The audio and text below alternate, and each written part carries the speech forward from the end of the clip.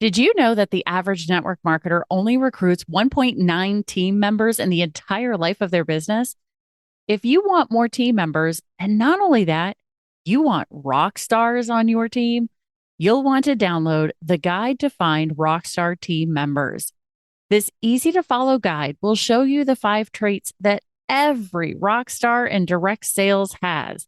So you will know when you've found your next rock star. Go to badassdirectsalesmastery.com/rock-star so I can send you the guide. Welcome to the Badass Direct Sales Mastery Podcast with your direct sales dom, Jenny Bellinger.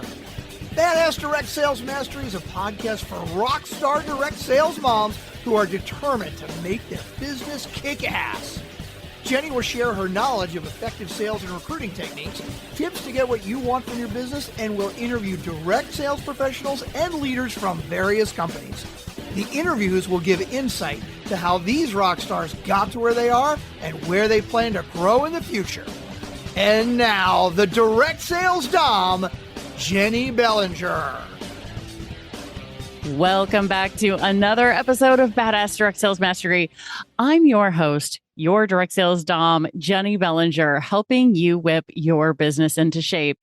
And today I have with me a very interesting guest to share some cool information that I don't think we've ever covered on the show. But before we dig into the content, let me introduce you to Erin Dimond. Erin turned her love for fitness into a 7-figure online fitness coaching business and now helps other fitness enthusiasts and professionals to do the same. To date, she and her husband, Jordon, have helped 3,000 plus health and fitness professionals start and scale online coaching businesses.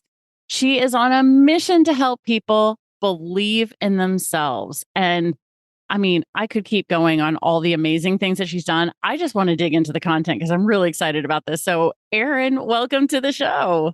Yeah, thanks for having me. And I just have to comment on the direct sales dom and the BDSM and the name. So you and I just connected. And I opened up the calendar invite and I was like, wait, what kind of podcast is it? I was down for either to talk about sales or BDSM, but I'm like, this is amazing. I love the play there. Well, and that's the whole point. It makes it more fun, right? It's that I really wanted people to be able to have fun in business. Like that's my thing. Like if I'm not having fun, I'm not going to do it. I'm just not going to do it, you know? Yeah. Yeah. Oh my gosh. Well, I'm so glad to have you here. So Erin, tell me a little bit about like some of your background. How'd you get into fitness and now helping, fitness coaches be able to build an online fitness coaching business? Because that's just fascinating to me. Yeah. Yeah. And it all kind of happened one step at a time. So take you back to kind of the beginning. It was really 2012 when I was like at the peak of like my fitness. I was competing in fitness competitions, in the figure division. And I was really into like group fitness classes, and really the love for the hobby of fitness was born out of just like hating my job. I'm like, okay, well, I worked in medical software. Like, I don't want to talk about this every day. This is soul sucking. I'm sitting in a cubicle 9 to 5. And like, well, if I'm going to hate a large portion of my life, I better just really enjoy what I'm doing outside of work. So I need some hobbies. So I just became obsessed with fitness. And through becoming like obsessed with fitness, I got my first opportunity. There was a small boutique owner who came up to me and he was like, you should really teach classes here. And I'm like, what? Like, how would I do that? I'm not certified. All these limiting beliefs and imposter syndrome popped up. He's just like, you'd be great. You look the part. You have a great personality. You're fit. I'll certify you. I'm like, okay. And what am I going to teach? She's like, kickboxing. I'm like, okay. So I like get on YouTube. I'm like, wow, how do you teach kickboxing? What's a kickboxing routine? But I did it and I loved it and I had a great time. And I'll never forget the first time he handed me a paycheck, because I was just really doing it. I assumed I was getting paid, but I was just like doing it because, yeah, sure, it's fun. And if I get free classes, cool. But that's when it clicked for me. I'm like, oh, I don't have to hate what I'm doing to make a living. And so I'm like, what else, right? What else is behind this? So I started just documenting my journey on Instagram, mainly started growing a brand, gaining some traction, gaining followers, started to realize like actual marketing is a thing, eyeballs, attention, you can make money from that. So I started doing like a little bit of paid advertising through just like paid Instagram shout outs back then, which were a gold mine. I could spend $100 and get like 1,000 targeted followers. It was awesome. And so slowly I started building that brand and having people ask me, hey, could you coach me? And I'm like, well, I don't, where do you live? And they're like, like California. I'm like, well, I'm in Ohio. I don't know how that'd work. And so I started doing some research on just online coaching. And I knew maybe one or two other women in the space that were doing it, had no idea what I was doing, but I'm like, okay, here's some like macros. Here's how you should eat. Here's some habits. Here's what you should do. And all of a sudden I had a business. I had a business that was generating 3 times the revenue of my corporate job. And I'm like, wow, okay, this is cool. So Yeah. I left corporate America behind. I just kept taking on clients without any real systems, any real idea what I was doing. But for the first time in my life, I had just uncapped income. So it was unbelievable. So with uncapped income coming from someone who grew up relatively poor, it was like, oh my God, what now? So I did what anybody does. They work themselves to death, 70 hours a week, just like grinding, work myself into like a lot of health issues, a lot of just like identity totally wrapped up in my work and what I was doing. And it was around like 2018. It's like, okay, I can't continue to work like this. I started to go through a divorce and just like a lot of like stuff that came crashing down around me.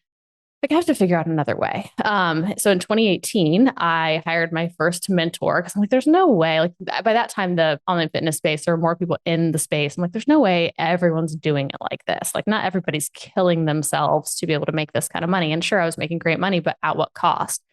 I had no friends. I was like, going through the divorce. I'm like, what is my life right now? So I hired a mentor, and from there really learned like the use of funnels and digital marketing and email and hiring and delegating and scaling a team and all of these things. I'm like, oh, like this is the path to freedom in business. This is what I was really after in the first place. This is why I wanted to do this. This is why I wanted to leave my corporate job.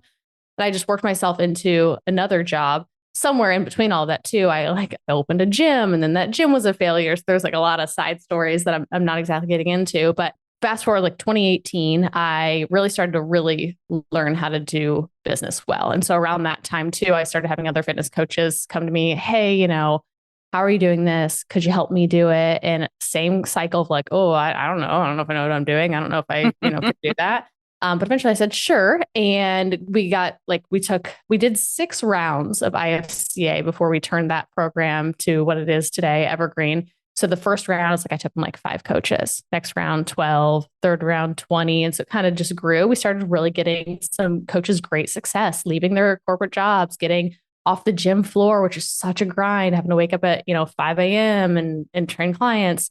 And so I partnered in that business with my now husband, Jordon, who's a serial entrepreneur, way better than me in terms of like systems and organization in business.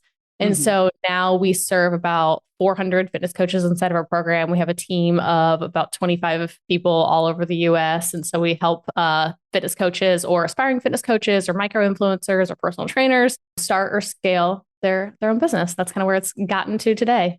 I love that story because there's so many things that I think a lot of the badass crew, which is what my audience has dubbed themselves, can really connect with, right? Having hated a job, which is why a lot of them have gotten into network marketing, Yes. or maybe they love their job. So like teachers and nurses, they love their job, but they're burnt out because they're not paid enough, right? So a lot of this, like I know, is very relatable, which I'm sure when they first started listening, they were like, a fitness coach? Why do you have on fitness coach? Like, that's so interesting. And by the way, guys, Erin mentioned the IFCA, which is her Impact Fitness Coaching Academy. So I don't know if you had mentioned the name for that. So I just wanted them to be like, wait, what is this? So make sure the name of your company gets out there. So with all of this though, because I know one of the things we talked about in the pre-interview is the sales, like, because that's where what you're doing and what my audience needs help with is Yeah. the sales I piece, love right? Because sales. I know, right? I love sales. That's why I'm in direct sales, why I have a podcast and a coaching business that teaches sales, right? But you work with your clients to do something, and I'm gonna say it's different. It's old school sales, but in a good way. So let's dig down that path of what is it that you're working with your clients on that is very different compared to what other people are doing sales wise nowadays? Yeah. Yeah. So we teach our students to do a one-on-one high ticket, high touch program with their people. And so I really believe that starts with like a white glove, get people on the phone, have a long conversation. Really there's a lot of purposes to it. We can get into what the structure looks like, but I've done business so many different ways. I used to do a lower ticket model where the most expensive thing that I had was $300 for 2 to 3 months of access to me. And I had to take on 200 clients one-on-one personally, like have the revenue and have to scale it. And that was exhausting. And so what I really truly believe to be the least stressed business model if you want to be a fitness coach is to take on a handful of clients, take on 30 clients, and you can make a 6-figure income for 30 clients if you have your offer structured correctly, if you're charging for it, if you're providing really high quality service.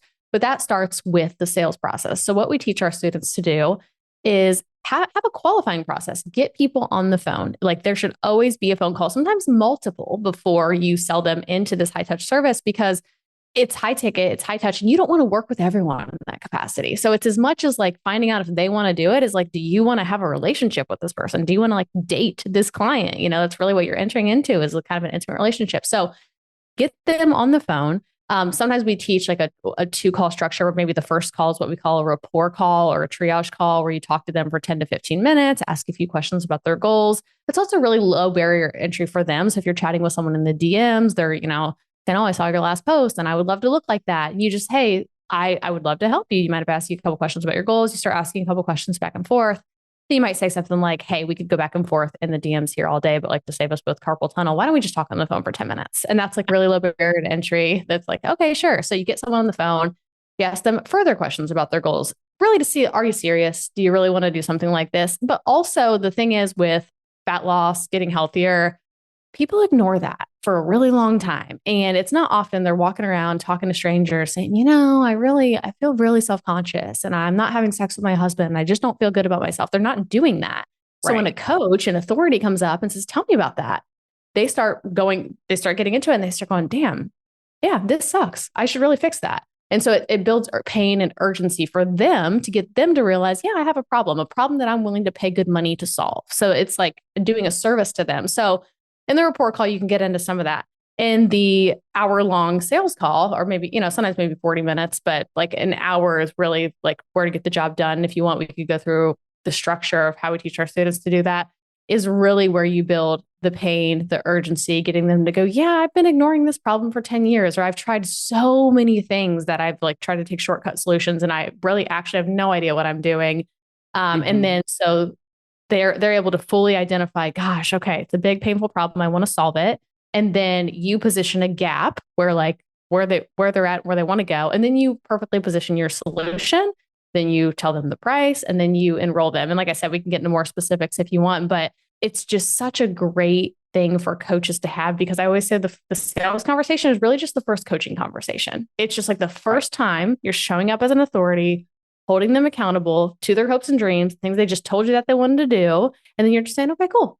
So if this solution's will work, do you want to pay for that? Do you want to do it? And then sometimes there's some objection handling that has to happen, some different things, but that's essentially what we teach in a nutshell. Okay. So I'm sure that initial piece that you talked about, which is, we're chatting through Instagram Messenger or Facebook Messenger or, whatever social media that my audience is using, right? Mm-hmm. So I think my audience is pretty split. Most of them, probably half of them are Facebook, half of them are Instagram, and our very small are the piece. same way. Yeah. Yeah. A very small portion are in LinkedIn, right?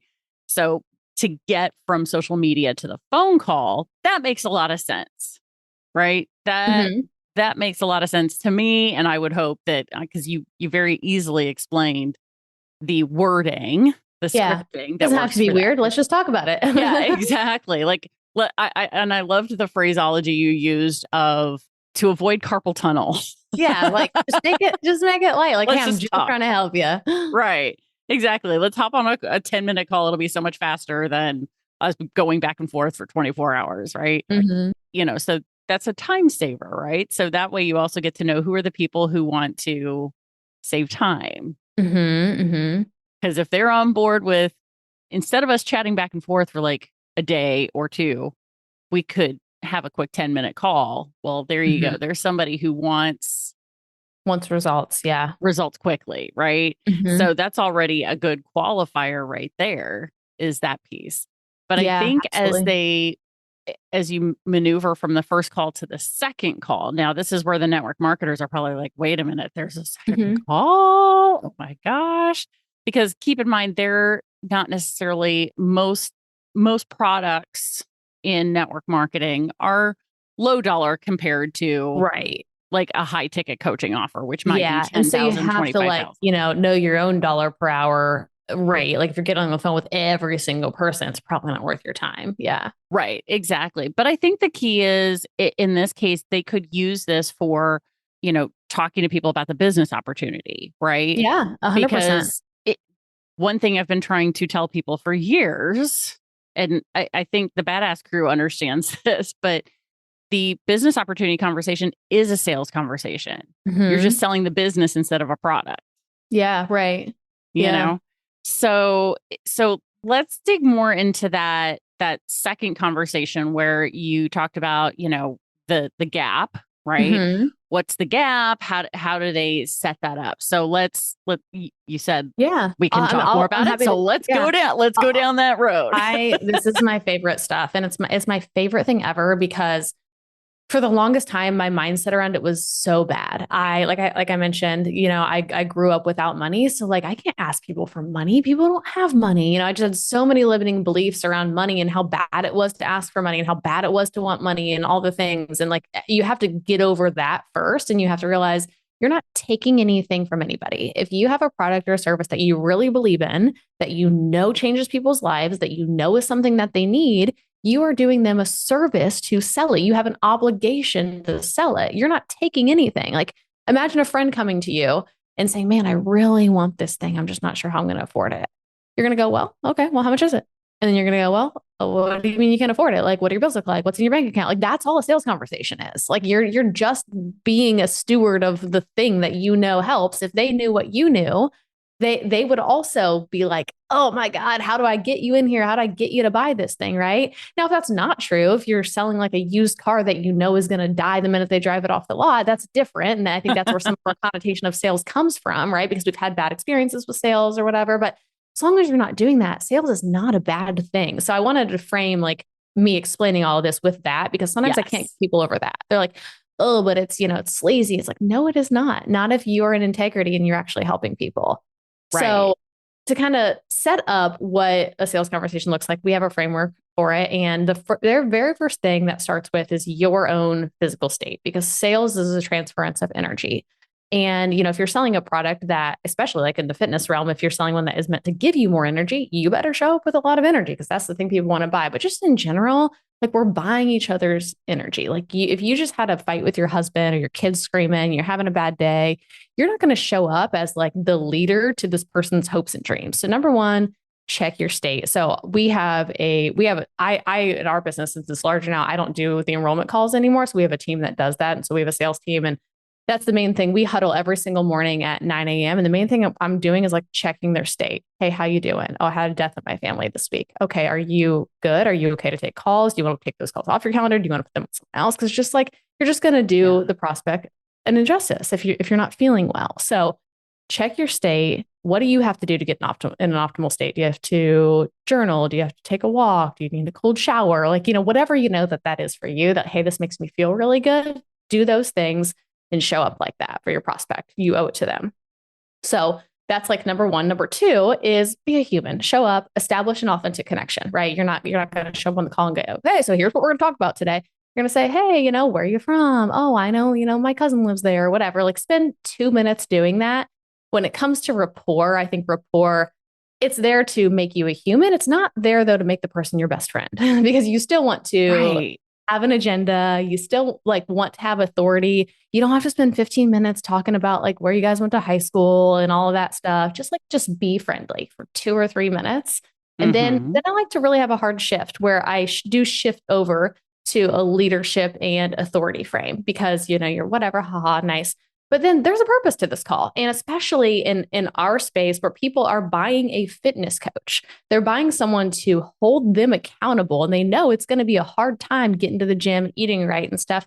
You must show up as an authority. You must show up, especially if you are the provider of the service and the salesperson. You've got to be like, hey, you can trust me. I'm going to like hold your ass accountable because that's what you're hiring me to do. So the leadership and authority frame that I'll share kind of exactly what we do. And obviously, ours is for fitness coaching, but I've gotten a lot of really good feedback around this frame in any industry because what it does is it sets you up to not get let me just think about that at the end of the call, or let me ask my husband, or, all the things that like end up happening and then people ghost us and we never hear from them again.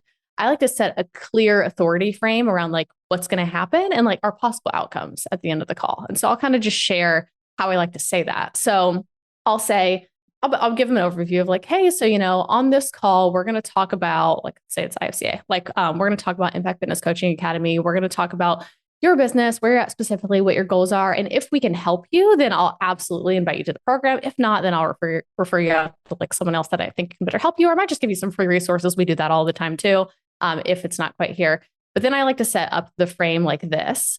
I'll say, or if like for our fitness coaches, for fitness, I have them do this. The higher ticket your service gets, you might go, okay, this is going to be a 2-call thing. I don't set a frame like this, but gosh, if you're selling a product that's like under $300, they can make a decision on the call, and just like set the expectation that they should be making a decision on the call.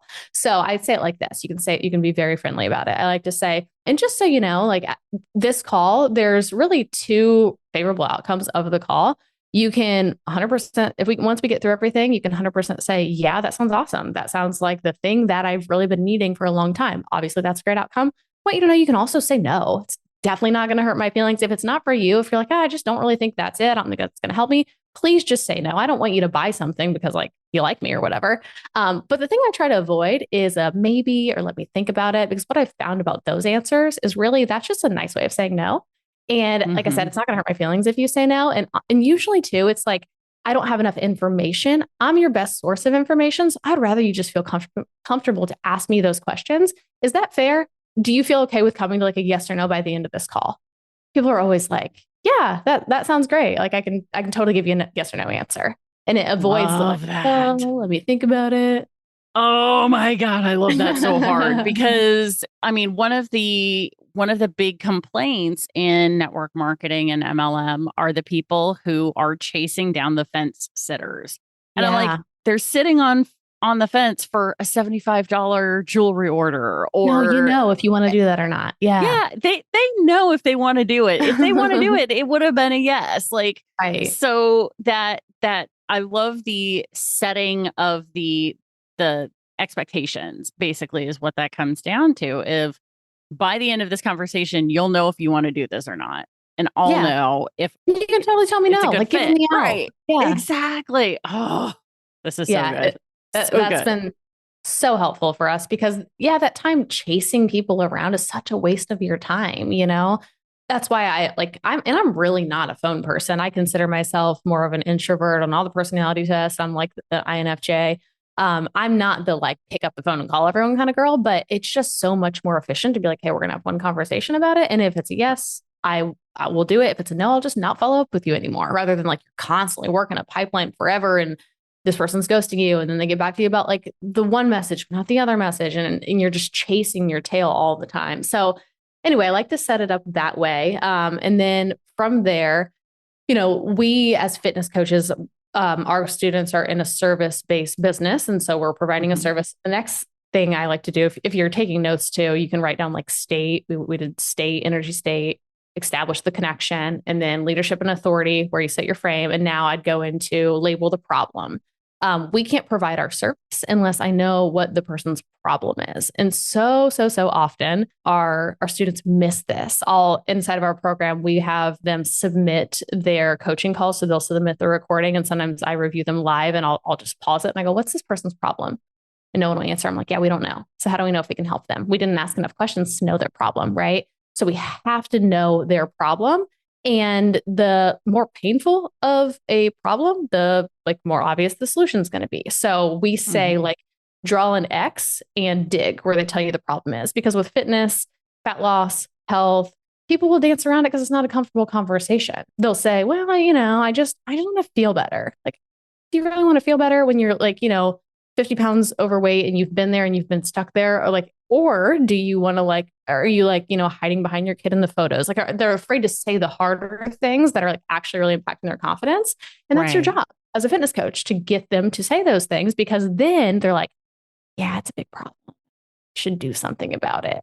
And that's the first step to changing it, so that's your job, your obligation. If you have a business like ours. So really think, all right, what does my product or service, what problem is it solving for somebody? And how do I make sure that they have that problem? And so then let's talk about the problem and really get in there enough. For us to sell a higher ticket service, I can tell by the end, we call this the discovery portion. By the end of the problem discovery, I'll know if they have the ability to sell that client or not. Cause I'm like, they don't have a problem. People aren't going to buy things that it's just not going to solve the problem for them, especially in our industry. And so almost always my feedback is, you just didn't ask the right questions to go deep enough. They started to give it to you and then they just got distracted. And where you have to stay on track is hey, no, I know you're talking to me about how you did Jenny Craig in 1960. That's not our problem. Tell me more about this. Tell me more about how, you said you don't feel confident to buy a bathing suit. How long has that been going on? That's the reason somebody will make a change. So you drill in, talk about their actual problem. Once you've I've got the problem, I've repeated back to them. Usually they're on the verge of tears. That's how you know, okay, we're talking about the right problem at this point. Then we identify the gap. Then we start asking questions around okay, so what have you tried to solve this problem? I'm sure this isn't your first stop. What else have you done? And so then in their head, they're going, okay, I have a problem that's worth solving, it's worth paying money to solve.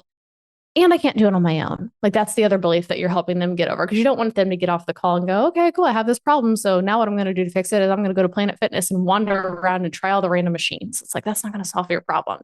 So you want them to realize they have the problem, realize the gap by asking a bunch of questions about what have they done in the past.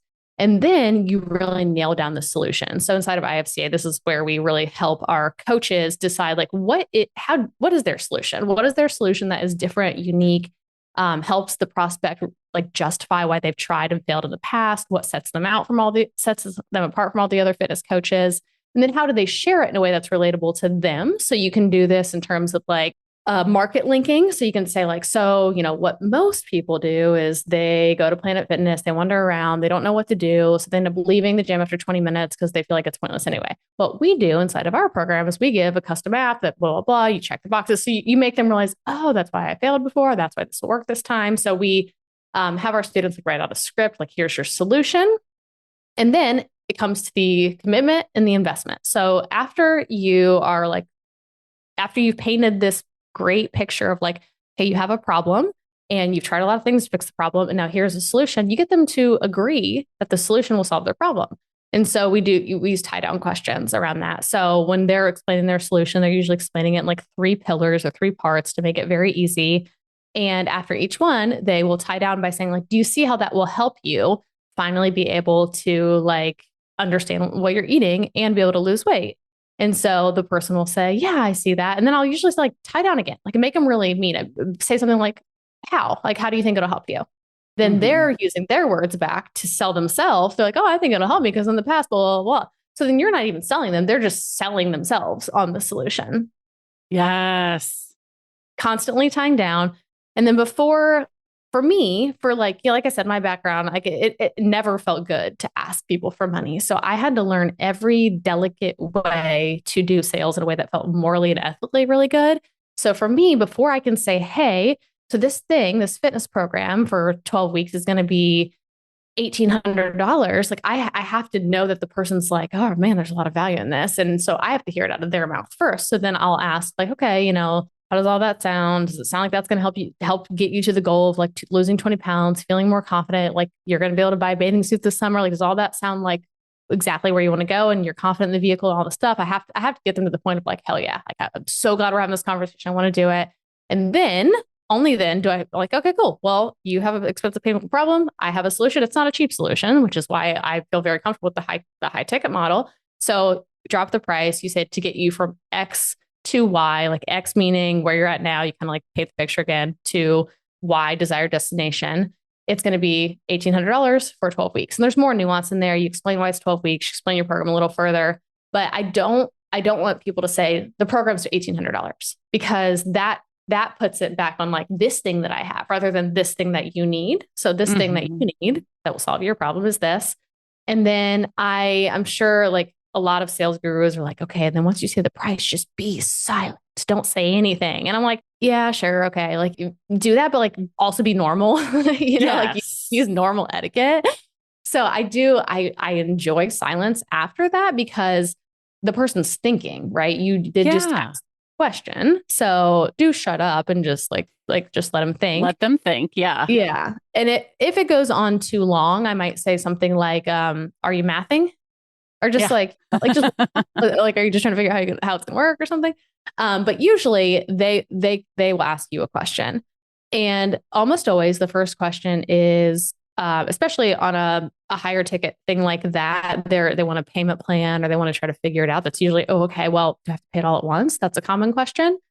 And my advice when it comes to like the objection handling is no matter what they say, and unless they say that sounds awesome, I want to do it, here's my credit card number. If they say anything other than that, I truly think the first words that should come out of your mouth are, so they say it's usually something about the price or they're scared or whatever. The first thing that I'd like to hear come out of your mouth is, okay, well, price aside, how do you feel about it? Do you feel like it's going to help you get to XYZ, lose 20 pounds? Refocus back on their goal. Refocus back on what they want. Forget about the price for a minute. Price aside.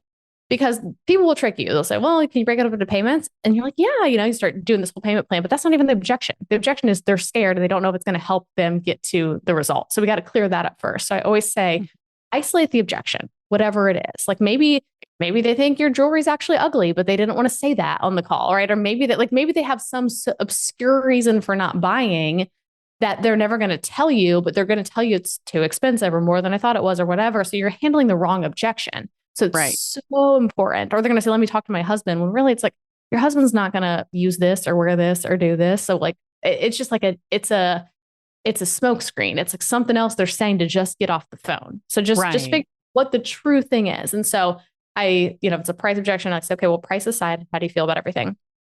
And people are just generally agreeable. So they're like, I feel great about it. Yeah, I think it's going to work. And then I like to double tie down. I like to say, you really do? Like, you just told me that you've been trying to lose this weight for 20 years. And you're sure you met me on the internet today and you're sure I'm the solution. I'm fishing for a no in that instance. I want them to be like, well, there is this one thing you said about it that I just don't know if that would work. Aha. Okay, cool. Now I have the real fear, the real reason you don't want to buy. Now let's talk about that. Because I'm not going to get anywhere talking about price because nobody's ever going to buy anything that they're unsure if it's going to work or if it's going to be for them. So it's like, what is the actual reason? Oh, it's because it sounds a lot like this other product that I bought in the past that didn't work for me. Oh, yeah. Okay, cool. So tell me, what was that product? Oh, blah, blah, blah. Tell me, let's go back to that thing and solve that fear. Because if I can get them to overcome that, people buy what they value.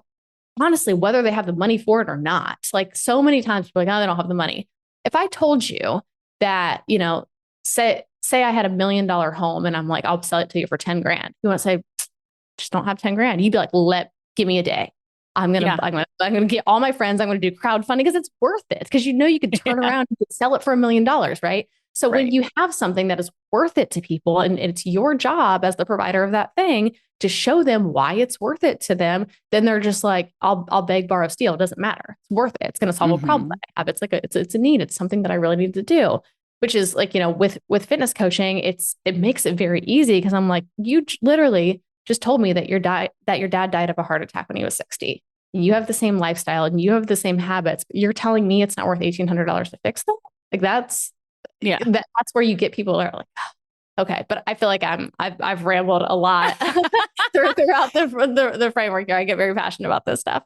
No, but I think it's good for people to understand the psychology behind this, right? It's because really sales is a psychological dance, a psychological communication dance with the other person to really figure out where the holdup is, right? Because Yes. keep in mind at the beginning of this conversation, we set the expectation that by the end of this conversation there would be a yes or a no, not a well, let me think about. No. We said we would decide one way or the other. So Yeah.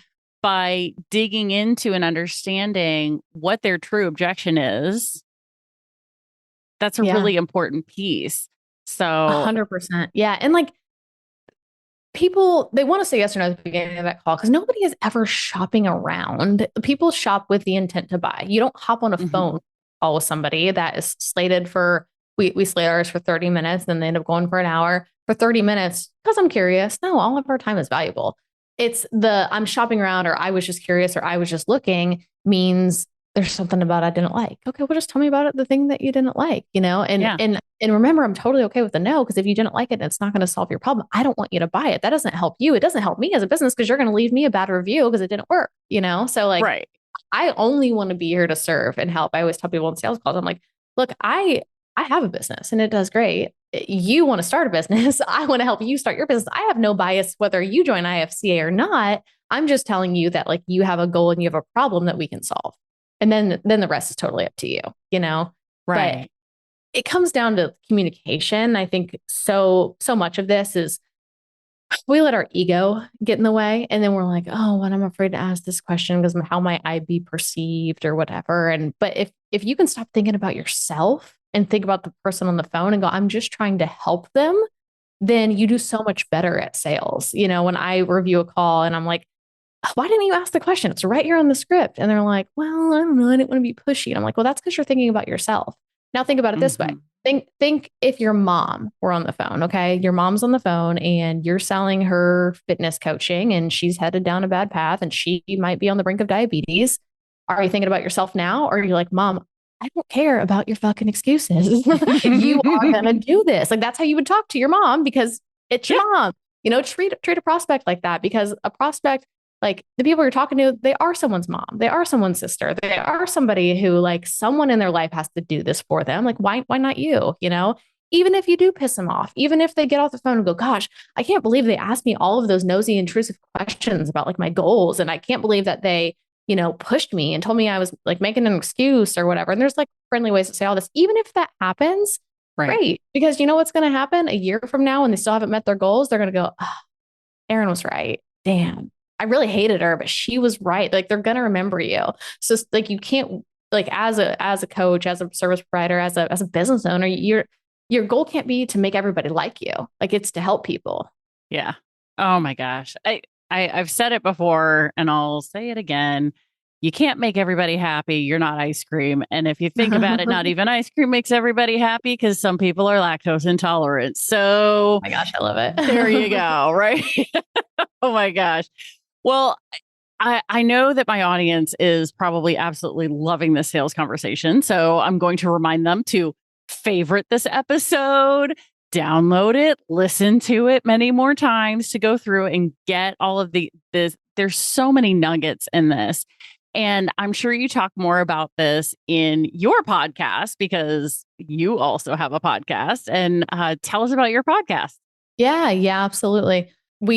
Sales is one of my favorite, most passionate topics. We also talk about marketing. We also talk about lead gen. We also talk about like client fulfillment and systems. I feel like most of the time though, we're talking about getting clients because that's the biggest struggle of a business owner. Yeah. So we have a podcast called the Fitness Business Podcast, or is it the Fitbit? It's the official name is the Fitness Business Podcast. Our Instagram handle, I think might be the FitBiz Podcast, but either way, you'll find us, Erin Dimond and Jordon Duggar. We've been doing that since about 2018. We have like 600 episodes or so.